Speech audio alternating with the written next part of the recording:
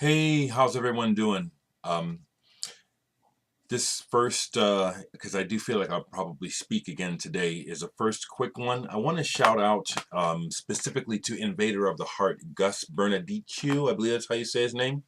Folks, I want to call your attention to him. When he started out on in the vinyl community, he is a young man, but his first videos were really full of angst and were hard to watch. He was very loud and his emotions were everywhere.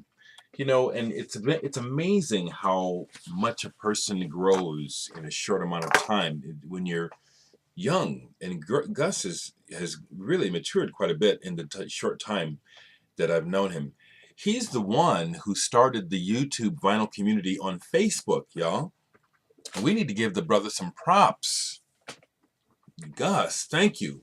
The Facebook YT community has taken off. I go there as much as I come here to see what people are saying and doing. It's really alive now. The YouTube vinyl community in general, leastways the corner of it that I am aware of, is really vibrant, alive, and connected and fantastic. And Gus, you have something to do with that. So I want to give you a shout out. I'd also like to encourage people to maybe check out Invader of the Heart's channel. We were talking on Facebook this morning, and he said he had stopped making videos because he was disappointed that no one watches them. And true enough, we watch what we want to watch, but maybe some of you don't know about Gus, Invader of the Heart. He's really into the New York scene, the history of New York punk. He's way into that. Um, I just gave him a connection so that he can set up an interview with Cheetah Chrome. As you know, I just played a show with Cheetah Chrome on the bill. Cheetah Chrome from the Dead Boys, one of the original punk rock bands from New York in the day. We're talking about Patti Smith, the Ramones, Television, Talking Heads, Dead Boys, right there with them, okay?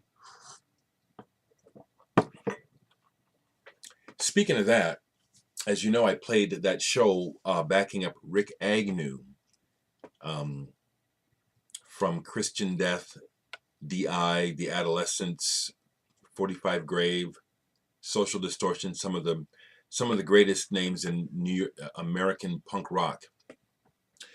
Well, you know something, we struck a chord with Rick. I'm going to go ahead and tell this because I can.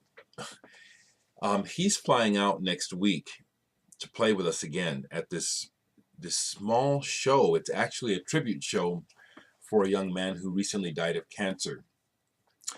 This young man, his name is Stephen Prop. He was one of the kids on the punk rock scene back in the day.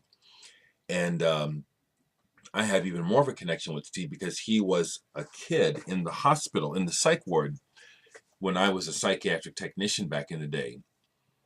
And it's part of where my reputation comes from locally with a lot of scenesters and musicians, is because, I worked with a lot of people when they were in the psych wards as teenagers, and well, that's why they love me to this day, because I was one of the few people who would treat them with dignity and try to help.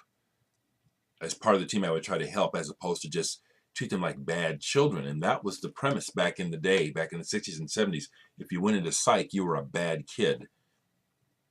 You were. It's the way you were treated. I was there. I worked in the system for 30 frickin' fucking years. So anyway, Rick um, is on Facebook, and he saw that this show was coming up, and that my old version of RAF, who were Steven's favorite band locally. I mean, he didn't miss a show if he couldn't. Even after he got the cancer and his body was all fucked up, whenever we played, he was there. Um, we're doing this tribute show to Steven. Might even be raising some money for, I don't know, that I don't know. But Rick Agnew caught wind of it, got a hold of us and said, man, I want to come out and play. Well, I said, well, I'd love for you to play. I'm not paying for it. Some people just paid for his plane ticket. He's coming out to play the show with us next week. As I told you, we are putting together a tour for the Midwest in August or September. But this is a really nice development. We really made it. I speak of we. I'm talking about the band. We made a connection with him. and he is sincerely considering moving to the Midwest. He's out in California now. I don't blame him if he comes to the Midwest. It's cheaper out here, and he might be able to actually work with some people like myself who won't rip him off. And actually help him make some more new good music. So that's something that's happening that's good. So I wanted to shout out to Gus, and the only music I'll mention right quick as I'm going to get off is last night I put this on for bedtime, Tomorrowland. I think a while back, Infinite Groove showed that he has this on vinyl. Oh, love that. This is awesome. Awesome ambient. Sequence of the negative space changes. Tomorrowland. I know nothing. Oh, well, it's on Cranky, of course. Well, that settles that. But I just grabbed this off my shelf. I got a whole shelf in the bedroom of CDs. 1,000 CDs in the bedroom. This was killer last night. Killer. I'll review very quickly before I go last night a couple things I played last night.